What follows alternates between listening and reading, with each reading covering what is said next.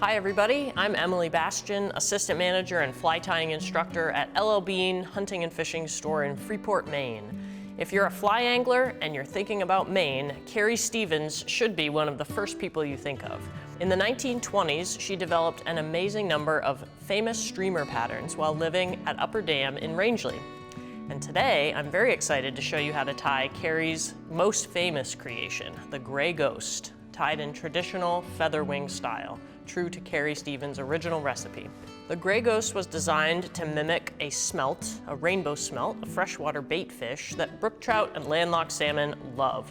Legend has it that Stevens first tested her fly in the big pool at Upper Dam and promptly caught a 6-pound brook trout. While we can't guarantee that you'll catch a 6-pound brook trout with this fly, it's certainly possible and you will catch a lot of nice fish.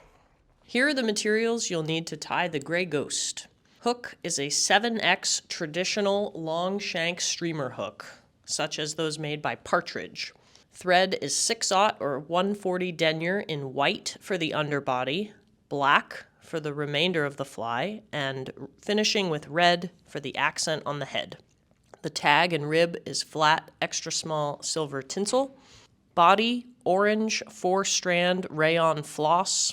Throat is constructed with 4 to 5 strands of peacock herl, right from the eye feather, a small bunch of white bucktail, and golden pheasant crest feathers that are as long as the shoulder and curving upward. The wing is 4 matched gray saddle hackles. The shoulders of the fly are 4 silver pheasant body feathers, and the cheeks, jungle cock eye, real or imitation can be used as well. There's a link to a PDF of the full list of materials in the description below. We'll start by affixing the hook and the vise. I am using a very traditional streamer hook here. It's a size 4, 7X long. And contrary to my normal practice, I'm not going to pinch that barb. We're going to leave this as a traditional kind of presentation grade fly, although it would be a shame not to fish it, in which sense I would pinch the barb before I took it on the water. You'll begin, as always, by laying down a base of thread on your hook shank. I'm using white 6/0 Danville thread, and I like the Danville because I can make it flat. It will flatten out, it's not corded. Being very cognizant of touching thread wraps, laying them uniformly and evenly along the shank of the hook. And the reason for that is that you really want to have a very smooth, consistent underbody to this fly so that the floss, once you wrap the floss for the body, it doesn't have any lumps or bumps. So I've stopped right before the point of the hook. This is where I'm going to tie in my tinsel, which will be for the tag of the fly. This fly does not have a tail, so the first ingredient is the tinsel tag. We're using mylar tinsel, sized extra small. Mylar tinsel has gold on one side and silver on the other side, so we need to be mindful of that when we tie the tinsel in on the shank of the hook so that the correct color is showing, and that would be silver for this pattern. In the fashion that I tie my materials in for a fly like this, not wanting to have any excessive thread wraps, I'm going to just bring that material up between the thread and the shank of the hook. And see, I didn't even have to wrap anything to hold it in position. Now I can just pull that back with my fingers and get it to the length that I want it. You'll see I'm leaving the tag end to incorporate into the underbody of the fly. So I'm wrapping back to the point where my thread is halfway between the point and the barb, which is where I'll start wrapping my tag. Invert the hook, and we're wrapping the silver tag. With the extra small, you're going to need to wrap about 6 or 8 times back, because you want that tag to end right above about where the barb is. And then wrap forward. So you have double coverage just to ensure that you don't have any gaps where the bare hook is showing through.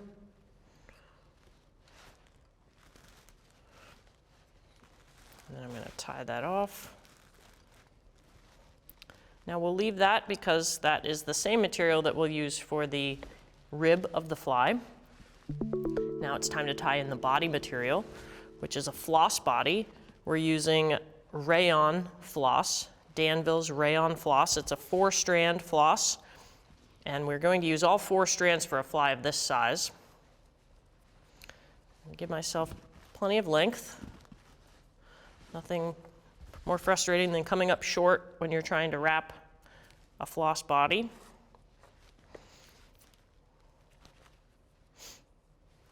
Wet the ends a little bit so that they stay together for tying in. I'm going to bring that material, just like I did with the tinsel,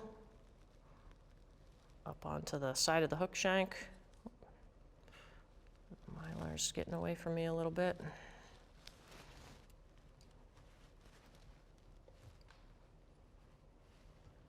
All right. I'm going to wrap my thread forward and incorporate that floss into the underbody of the fly the best I can. Trim that a little bit so it stays closer to where I need it to be. Try to prevent it from wrapping too much around the shank of the hook. You can hold it in place with your fingers. You can also utilize a balanced thread wrap so that you have tension on the thread as you come around the thread shank of the hook, but when you catch the material, you let up on that tension a little bit to help prevent it from wrapping around the hook. Take some practice. But really, ultimately, our goal here is to ensure a smooth underbody of the fly. So if it twists a little bit, as long as it stays nice and smooth, the end result will be the same.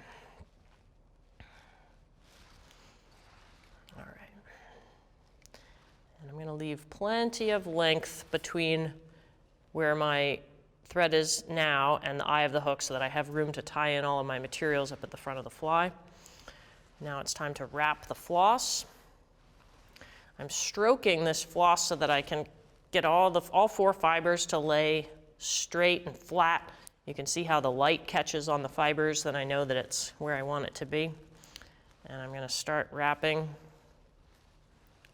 forward, overlapping each wrap by about half, 50%, to ensure complete coverage so there's no white thread coming through, there's no irregularities or bumps in the body of the fly.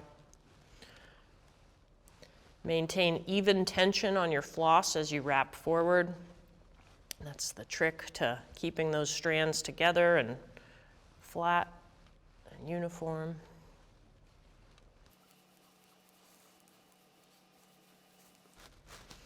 Once my floss is secured, I can trim the tag end. And now, it's a great time for a whip finish for 2 reasons.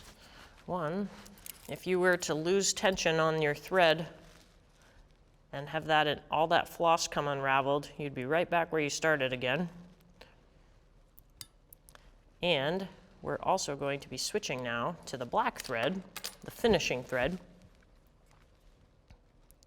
The reason we use the white was for the underbody and consistency and color, so that when that fly gets wet, it has the true orange floss and not a darkened color, but the black is the color that you want for finishing off the head of the fly.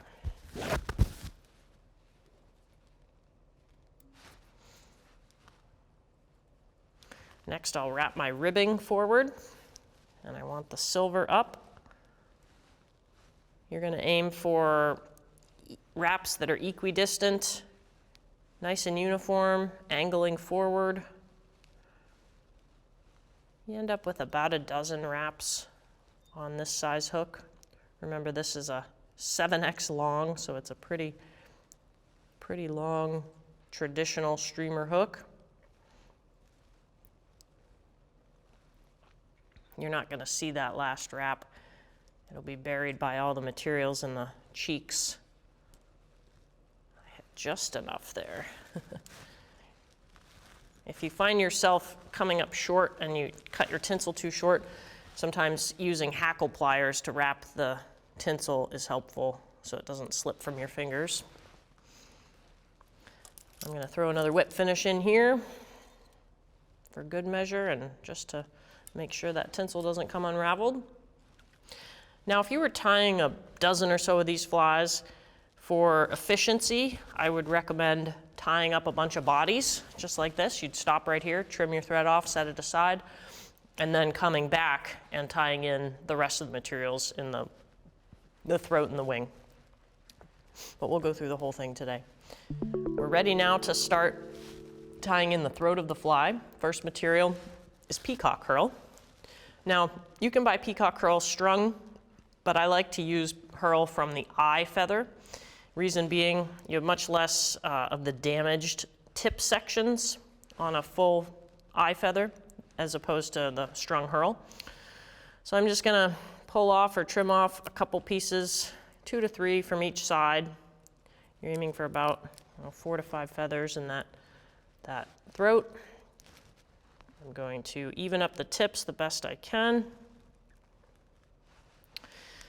Sizing those feathers, you want them to come right to the bend of the hook there, so just inside the bend. I'm going to pinch those between my thumb and middle finger and come up with a loose collecting wrap, a couple of wraps. Apply the tension as I come down this time. That will bring the materials flush to the bottom of the hook. That looks perfect.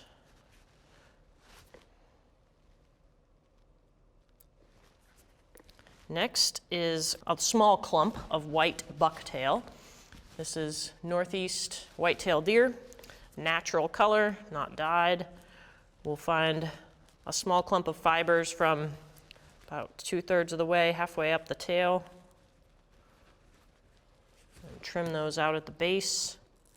You want this to be pretty sparse to be consistent with Carrie's original pattern. I'm going to hold the tips firmly between my thumb and forefinger and pull out all the shorter fibers that don't contribute to the overall profile that we're looking for here. And then trim just to make them a little easier to work with before we put them in the hair stacker to align the tips.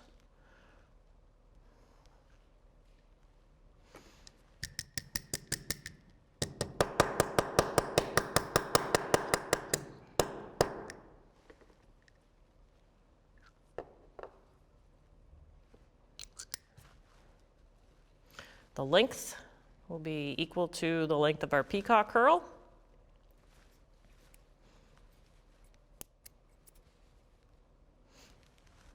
There we go. So similar technique for tying those in. There's that. Trim those butt ends. Final ingredient in the throat of the fly is a golden pheasant crest feather. This is a golden pheasant head and shoulder. These barred feathers are beautiful and perfect for a lot of different streamer and wet fly patterns, but we don't need those in this particular pattern. We're just going to use the golden crest feathers here. Now I'm going to pick out 2 of equal length, and I'll show you how those are going to be oriented. I got more than 2.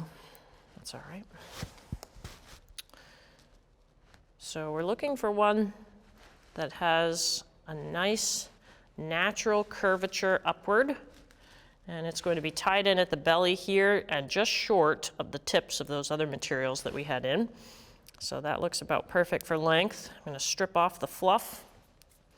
Prepare the tie-in point.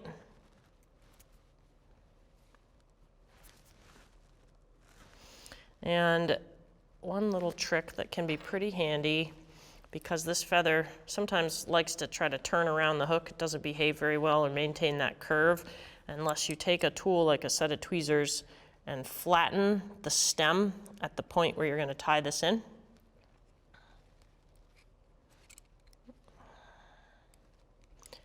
that.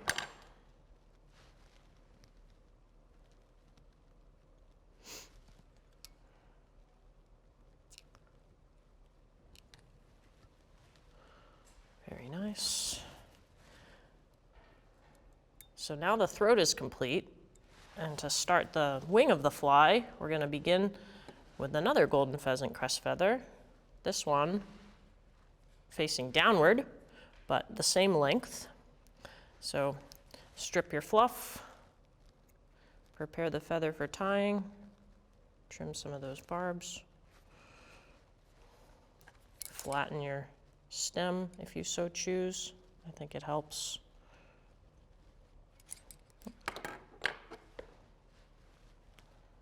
See how that helps maintain that nice curve that we're looking for?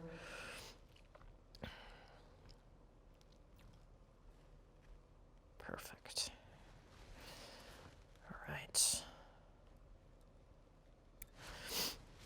We are ready to tie in the wing of this fly, which calls for 4 matched saddle hackles. This is a full cape of streamer saddles, and this is a grayish tan. I think Carrie's original recipe was, they called it olive gray for the wing color, but this is pretty close to consistent with the original.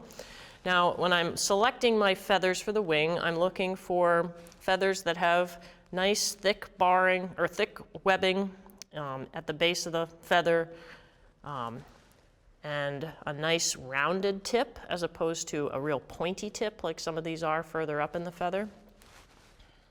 As far as length goes, we're looking for one about just extending beyond the bend of the hook.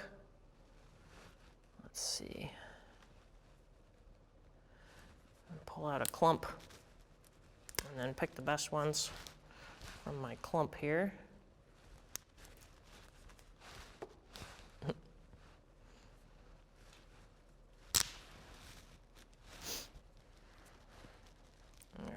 Some of these shorter ones here.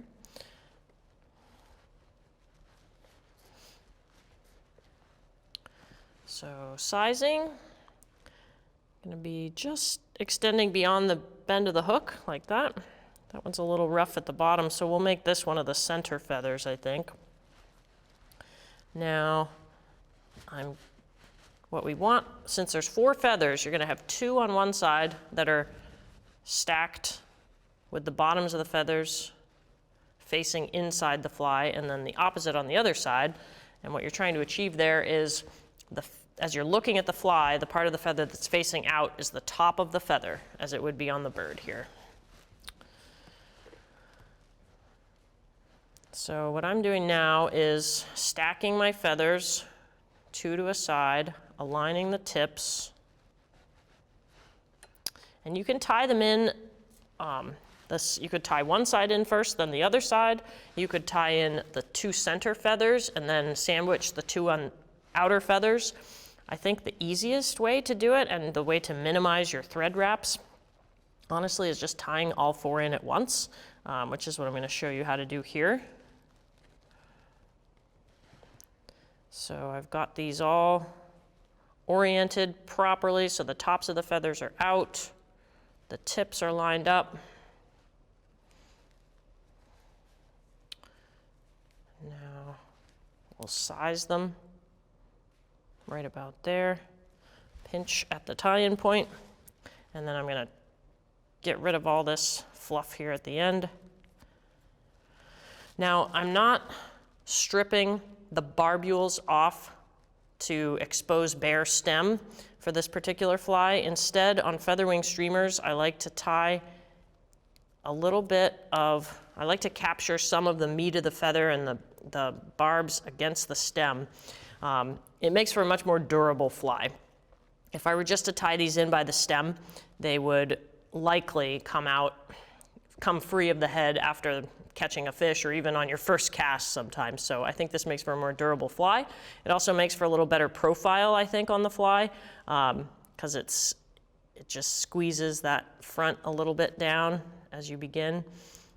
Oops, I was going to say as you begin, make sure I had a little fluff left there.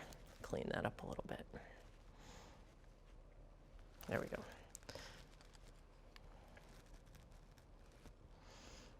Setting streamer wings can be tricky, but what I did was just pinching them between my fingers, holding on top of the hook shank, and then I used my pinch wrap to tie them into place. And those look pretty good. It's a good idea to take a look at the backside of your fly as you're tying too. Sometimes we forget that. It looks pretty even. Cover up some of those butt ends. Back to the base of the head there, or the wing, and we'll get ready for the shoulders, which are silver pheasant. This is strung silver pheasant. You can also get it as a full skin, which I tend to prefer because you have more consistency in the quality of the feathers, and it's just a little easier to select what you're looking for, but this will work. They're easier to find as a strung feather patch instead. So what I'm doing is selecting 2 feathers that have similar barring pattern, similar shape. And I'm going to strip off the fluff so I have a little easier time working with them here.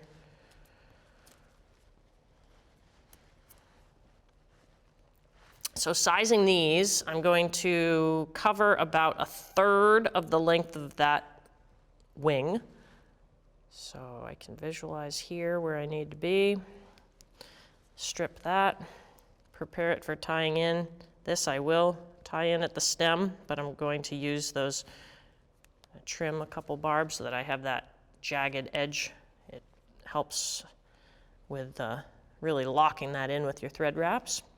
And then I can size the second one by laying the first on top and stripping the feathers down to match.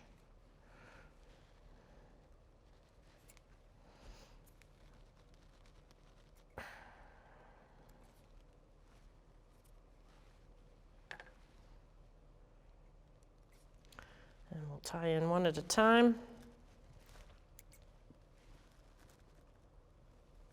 These are tied in parallel to the hook shank.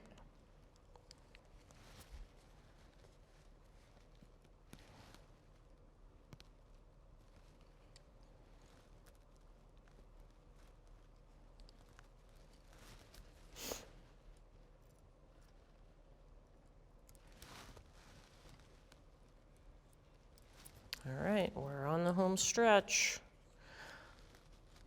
So honestly, at this point, this fly is very fishable. There's only one ingredient left, and it's fine to omit if you don't have access to the jungle cock eyes, which form the cheeks of the fly, but it does complete the original pattern that Carrie Stevens developed. Another alternative, if you don't have true jungle cock, it can be difficult to find, is to use the false eyes. They're just painted on a piece of paper, punch them out to size to your hook. That's an option, but we're going to use the real thing. Very delicate, beautiful feathers here. I'm going to strip the fluff off, tie them in one at a time. Again, this is called the cheek of the fly.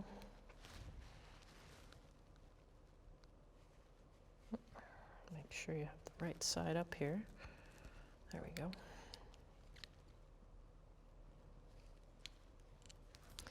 And just take a look at it, make sure they're nice and even.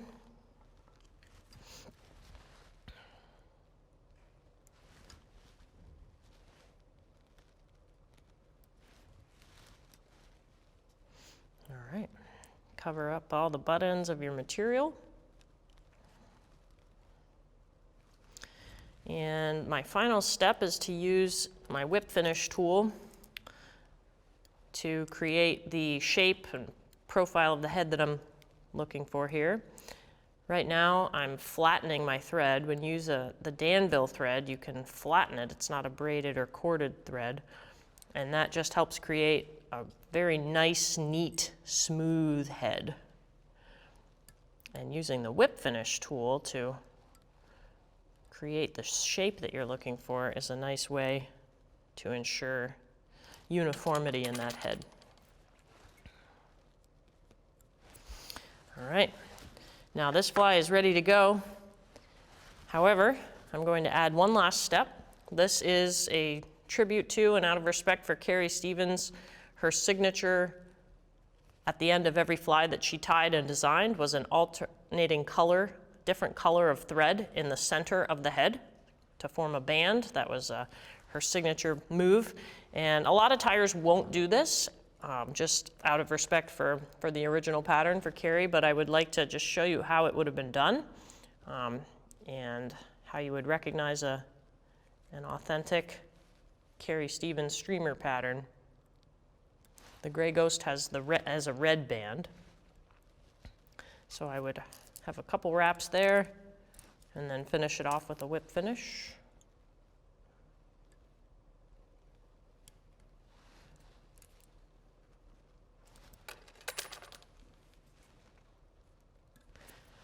And finally, head cement. This helps ensure a more durable fly. It also makes a more presentation quality fly. You can even apply multiple coats of the head cement if you have a nice thin, high penetrating cement. I would put in my one coat, let it dry, come back through once, twice, even 3 times, maybe finish with a clear lacquer if you want to, if it was a presentation fly. But right now, that's ready to fish. Go catch some big brook trout and salmon. Good luck fishing the gray ghost. Tell us where you'd like to fly fish in the comments below. Also, let us know what kind of videos you'd like to see more of. And don't forget to like and subscribe so you don't miss our next video. For more fishing tips and inspiration, visit Explore L.L.Bean at llbean.com/explore. See you next time.